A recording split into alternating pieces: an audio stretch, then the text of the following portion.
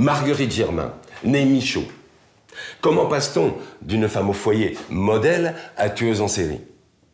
Comment une cuisinière et une femme aimante devient une véritable machine à tuer, massacrant près de la moitié de son village?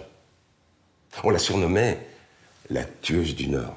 Ce soir, pour vous, nous allons faire toute la lumière sur ce drame sordide qui s'est déroulé il y a maintenant bien longtemps. Des fourneaux à la boucherie. C'est un sujet exclusif de Jules Oscar et Sylvie Pajot pour Faites sortir le témoin.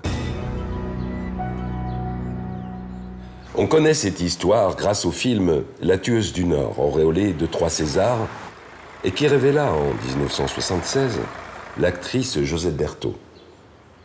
Mais l'histoire originale s'est déroulée dans la paisible petite ville de Somain, dans le Nord, où, sans raison apparente, Marguerite, 47 ans, décide de tuer son voisin.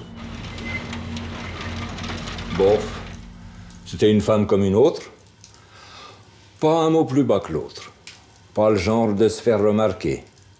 Elle avouera à la justice que c'était pour pimenter sa triste vie qu'elle a eu cet acte effroyable. C'est ensuite avec la balayette des toilettes qu'elle utilisera comme une véritable arme et qu'elle enfoncera profondément dans la bouche de sa première victime que tout bascule. Dès lors, elle décide de poursuivre cette quête déraisonnée de meurtre.